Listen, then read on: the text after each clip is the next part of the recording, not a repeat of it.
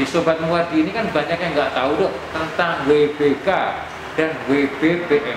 Itu sebetulnya apa dok?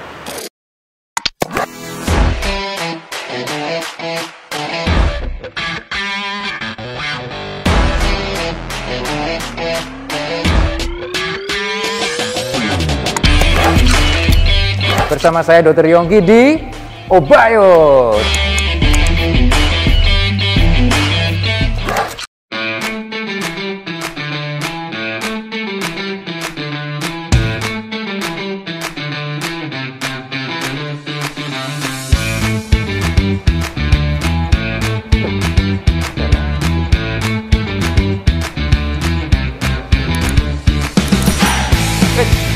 Assalamualaikum warahmatullahi wabarakatuh.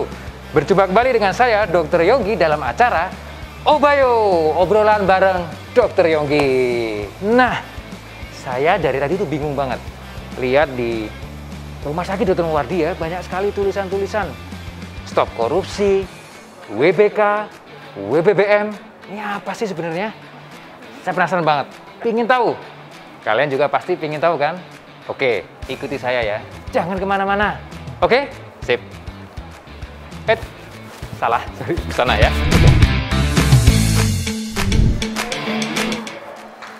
WBK lagi, karya peserta lomba banner WBK. WBK lagi, apa ya WBK ya? Tapi ini karya peserta lomba banner. Nah, ini hasil karya teman-teman di Rumah Sakit Dr. Muwardi. Keren banget ya. Wow, mantap, mantap, mantap. Sip, tetap saya mau cari tahu WBK apa sih. Yuk, ikut saya ya, jangan kemana-mana.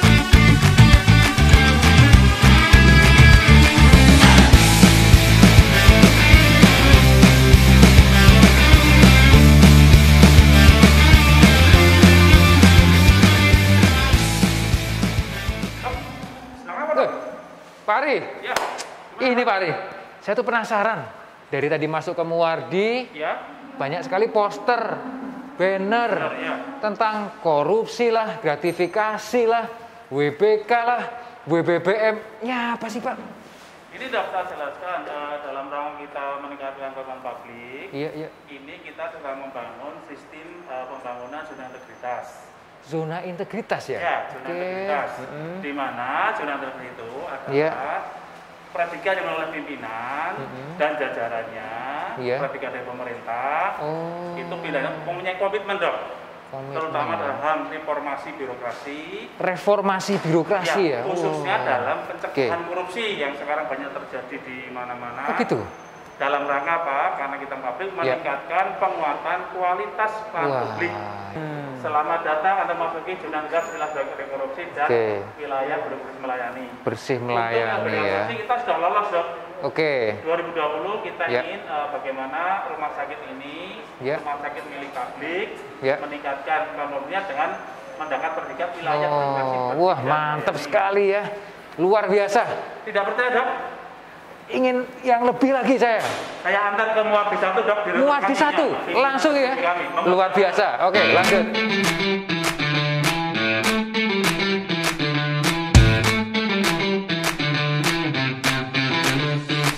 Tidak, Muwardi 1 Oke. Keren sekali ya. Nah, Sobat Muwardi, saat ini saya sedang berada di ruang direksi, tepatnya di depan ruangan direktur kita, Muwardi 1. Beliau adalah Dr. Cahyono Hadi, spesialis obstetri ginekologi konsultan. Yuk, kita lihat ya. Terima.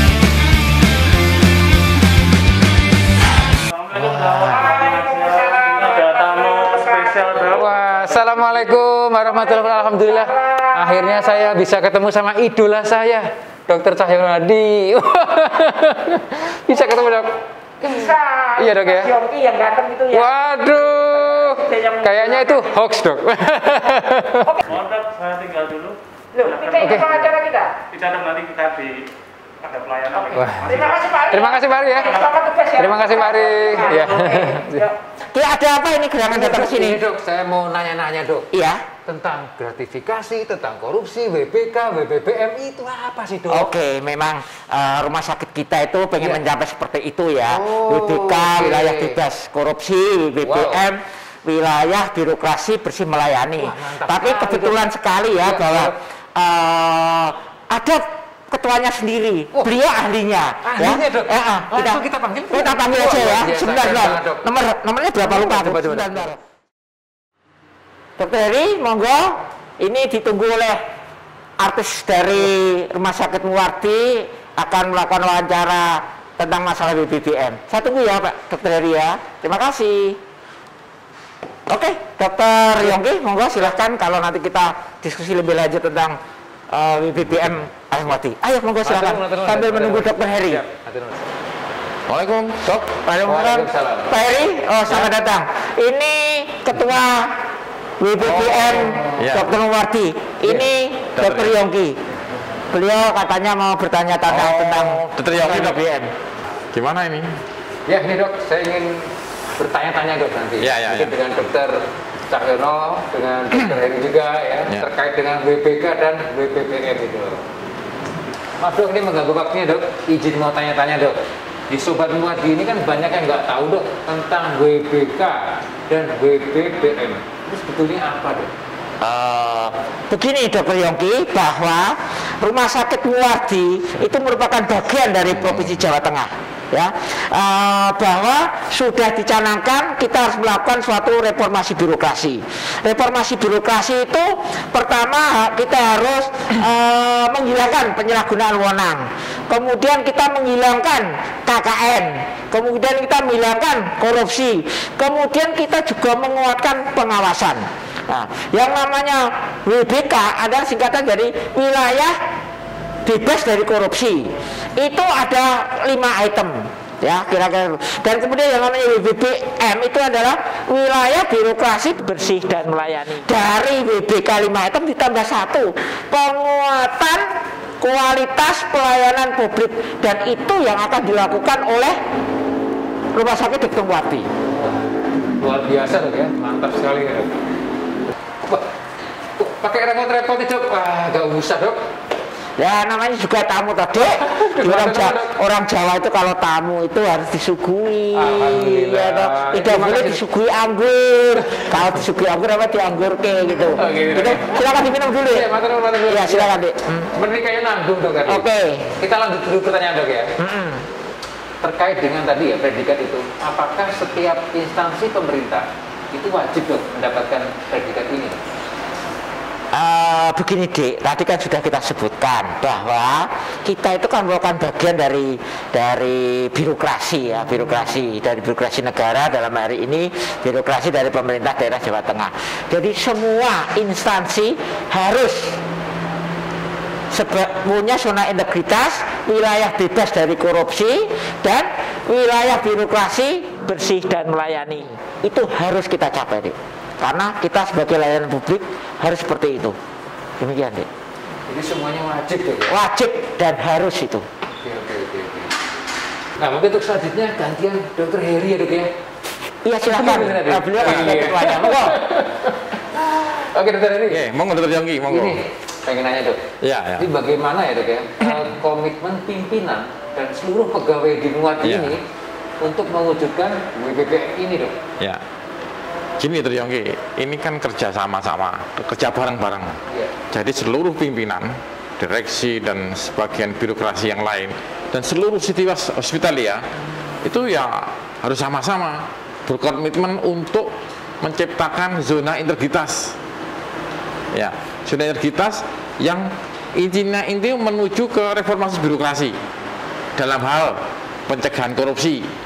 Yang kedua adalah dalam hal untuk meningkatkan kualitas pelayanan publik Dokter. Dan kita tahu semua kan bahwa mungkin banyak pelan-pelan yang kurang bagus lah. Nah, komitmen kita adalah bagaimana meningkatkan kualitas itu, termasuk mencegah korupsinya itu. Ya. Menarik sekali ini Dok ya. Ya memang ini kewajiban kita Dokter. Betul. Seharusnya memang zamannya nah berubah. Zaman sekarang harus seperti itu. Oh, jadi WBPM itu untuk masyarakat ya Dok ya? Ya, seharusnya memang begitu Dok. Jadi gini Dok, yang ingin saya tanyakan, program unggulan yang digunakan untuk mempermudah masyarakat di Rumah Sakit Dr. Muwardi ini apa aja Dok? Ya, Memang gini Dr. Yongki, apa kita kan tipe A, mau nggak mau kita juga harus melayani yang tingkat paripurna. Ya, unggulan kami itu adalah jantung terpadu loh. Yang kedua adalah apa itu onkologi terpadu. Kan memang tipe A. Ya. Dan pengembangannya ke depan nanti kita akan membuat program kedokteran nuklir sama stem cell. Itu yang menjadi prioritas kami. Jadi saat ini yang sedang berjalan adalah jantung terpadu dengan onkologi terpadu, dan yang akan datang adalah kedokteran nuklir dan stem cell. Luar biasa sekali dok ya. Ada tambahannya kedokteran nuklir dan stem cell. Ya. Mantap sekali dokter. Ya. Oh iya dok, di rumah sakit Dr. Muwardi ini banyak sekali inovasi ya dok ya. Kita mungkin semuanya tahu ya bahwa banyak inovasi yang berhubungan dengan pelayanan publik. Itu kira-kira bagaimana dok, inovasinya apa saja dok? Demikian Dr. Yongki, seperti yang diungkapkan oleh Ketua WBBM kita Dr. Heri tadi, bahwa sebagai rumah sakit tipe A itu kan kita punya banyak layanan unggulan dan banyak inovasi. Untuk tahun ini, khusus tahun ini, kita sebelumnya punya banyak inovasi ya, tapi khusus tahun ini kita mempunyai inovasi yang namanya Muwardi Way. Muwardi Way itu adalah suatu layanan online untuk informasi kesehatan terhadap masyarakat. Yang kedua adalah kita juga punya inovasi namanya singa lahir. Memang aneh singa lahir, padahal di Jawa tidak ada singa ya. Jadi singa lahir itu intinya bahwa pasien-pasien yang dilakukan suatu hemodialisa itu kita bisa mengontrol cairannya secara otomatis ya, sehingga mereka juga langsung bisa melaporkan kepada petugasnya bahwa ini loh kita kelebihan cairan itu atau kita kekurangan cairan. Mungkin itu teknis kedokteran, tapi itu salah satu dari inovasi yang kita unggulkan untuk tahun ini. Demikian dokter. Semakin mantap dok ya, luar biasa sekali dok. Nah berarti WBK dan WBBM itu sangat erat kaitannya dengan transparansi ya dokter ya. Nah pertanyaan saya gini dok, ada nggak sih sistem atau aplikasi yang mempermudah, mempercepat, meminimalisir penyalahgunaan wewenang atau kekuasaan di rumah sakit kita dok? Memang bahwa sekali lagi ya, rumah sakit Dr. Muwardi itu kan rumah sakit unggulan untuk daerah Solo Raya dan merupakan rumah sakit tipe A pendidikan dari pemerintah daerah Provinsi Jawa Tengah. Kita pasti punya seperti itu. Pertama, kita punya pendaftaran online. Jadi pendaftaran online itu masyarakat bisa mendaftarkan pakai Android dari rumah, sehingga nggak usah perlu repot-repot daftar di sini. Kedua, kita juga mempunyai pendaftaran pendaftaran mandiri ya, ada di lantai 1, lantai 2. Masyarakat tinggal memasukkan nomor RM-nya aja, nanti akan keluar RM-nya. Kemudian kita juga mempunyai namanya Apem Gerobak. Jadi Apem Gerobak itu suatu aplikasi yang mempermudah untuk orang-orang tua, ibu hamil, anak-anak dan bayi. Yang ketiga, kita mempunyai namanya Halodoc. Itu adalah suatu aplikasi dan itu suatu sistem untuk mengantarkan obat. Yang ketiga, yang paling penting adalah kita punya WBS, Wastel Bowing System, yaitu suatu layanan yang bisa digunakan oleh hospitalia dari RSDM ataupun masyarakat jika dia ada keluhan, jika ada penyalahgunaan kewenangan, jika ada suatu kejadian yang tidak diinginkan. Itu ada di depan, namanya di gedung Wijaya Kusuma. Jadi masyarakat jika ada komplain langsung bisa memasukkan ke komputer, nanti akan kita respon. Itu salah satu usaha kita untuk menuju ke wilayah birokrasi bersih melayani. Luar biasa, sangat lengkap sekali dok ya rumah sakit Dr. Muwardi ini. Nah yang selanjutnya dok, pertanyaan selanjutnya adalah bagaimana mekanisme pengaduan di rumah sakit Dr. Muwardi, dan juga ini dok strateginya nih biar masyarakat ya sobat Muwardi ini tahu bahwa rumah sakit Dr. Muwardi ini sudah melakukan perubahan untuk memberikan pelayanan yang cepat, tepat, nyaman dan mudah kepada masyarakat, terutama di era COVID-19 ini dok. Nah ini pertanyaan bagus nih. Iya, mungkin ketua BBM-nya silakan jawab. Iya ketua langsung nih. Oke. Gini Dr. Yongki, kita kan punya tempat pengaduan di rawat jalan itu ada. Jadi keluarga atau pasien bisa komplain kalau jadi kekurangan puasan terhadap pelayanan. Kemudian di ruang mana? Di ruang penginapan, ruang rawat inap pasien, itu ada kepala timnya, di situ sudah terpampang kalau ada keluhan hubungi ini, kepalanya ini, sudah ada semua tadi. Kalau itu fungsi nggak nyampe ya, ada kotak saran di setiap ruangan itu. Juga bisa di media sosial, di Facebook, Instagram, dan sebagainya bisa. Atau hotline-nya kan ada di situ. Ya. Itu kalau terjadi pengaduan, mungkin kekurangan puasa dan sebagainya. Dan itu terima kasih kalau ada yang mau ngisi seperti itu, supaya jadi feedback kami untuk memperbaiki pelayanan. Nah, kemudian untuk mengetahui kegiatan apa yang ada di sini, itu kita kan punya website Masalah Muwarti. Di situ atau desa binaan, atau bahkan kita tuh sering gathering pada pasien tertentu, kayak diabetes mellitus punya grupnya sendiri. Terus kemudian pasien-pasien lupus itu juga sudah punya grupnya sendiri untuk memudahkan pelayanan kami bagi masyarakat, pasien dan keluarganya untuk mendapatkan pelayanan di rumah sakit ini, baik di UGD, rawat inap maupun rawat jalan. Itu sebenarnya kami sudah membuat alur standar pelayanan dan pedoman pelayanan itu yang ada di counter-counter perawat. Nah, sehingga kami harapkan masyarakat mudah untuk mengetahui prosedur pelayanan kami, sehingga moto kami cepat, tepat, nyaman, dan mudah itu betul-betul dirasakan oleh masyarakat yang mendapatkan pelayanan di tempat kami di Rumah Sakit Muwarti. Apalagi seperti kondisi seperti ini di pandemi COVID ini. Nah, sehingga kami membuat aturan yang mungkin berbeda dengan yang selanjutnya. Sehingga mana sih yang daerah-daerah infeksius COVID itu yang ada zonanya, zona merah, zona kuning, zona hijau, sehingga masyarakat tuh, oh ini merah, jangan dekat ke situ lah. Tapi kalau kuning, hijau mungkin aman dan sebagainya. Bagaimana masyarakat itu aman berobat di Muwarti? Ya. Yang berikutnya nih, Dr. Heri. Iya, monggo. Bagaimana kalau ada pasien ya atau petugas rumah sakit yang melakukan swab atau gratifikasi, ya, baik dia memberi ataupun menerima, apakah ada punishment atau hukuman? Ya. Dan juga ini, bagaimana dengan pegawai rumah sakit yang memiliki prestasi, apakah akan diberikan reward atau penghargaan? Ya. Terima kasih, Dr. Yongki. Jadi begini, di Muwarti ini bagi mereka yang berprestasi itu kan tiap 3 bulan sekali itu ada pemilihan pegawai yang berintegritas dan berkomitmen terhadap Muwarti.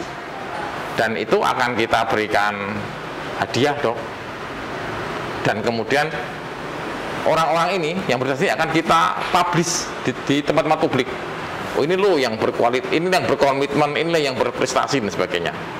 Nah, demikian juga yang melakukan pelanggaran. Kita punya aturan main dari provinsi. Siapa saja yang melakukan pelanggaran, mungkin ada teguran lisan, bahkan saya pemberhentian, Dok. Teguran pertama, teguran kedua, dan mungkin pemberhentian. Sampai seperti itu. Jadi ada. Dan bahkan para pelanggan yang memberikan masukan terhadap pelayanan kami, itu ada support cantik, Dok, yang diberikan. Nah, sehingga kami harapkan itu akan memacu mereka pegawai kami yang berprestasi atau bahkan pelanggan yang dia memberikan masukan. Nah, yang terakhir nih, Dok. Bagaimana ya, Dok, ya? Sejauh ini pembangunan zona integritas menuju WBBM di Rumah Sakit Dr. Muwarti, apakah selalu dimonitoring dan dievaluasi, Dok? Oke, terima kasih Dr. Yongki. Jadi begini, dalam rangka kita mewujudkan suatu reformasi birokrasi, sehingga kita harus mewujudkan suatu zona integritas. Ada 6 yang harus kita capai untuk mencapai itu. 5 dari unsur WBK, wilayah bebas dari korupsi, ditambah 1 dari unsur wilayah birokrasi bersih melayani. Pertama adalah kita harus melakukan manajemen perubahan. Yang kedua adalah kita harus melakukan penataan tata laksana. Yang ketiga adalah kita melakukan penataan sistem manajemen sumber daya manusia. Yang keempat adalah kita melakukan penguatan akuntabilitas kinerja kita. Yang kelima adalah penguatan pengawasan. Harus kita kuati juga pengawasannya. Yang keenam, untuk mencapai wilayah birokrasi bersih melayani adalah kita harus melakukan peningkatan kualitas pelayanan publik, dan itu adalah satu kesatuan perubahan yang harus kita jalankan untuk mencapai zona integritas itu.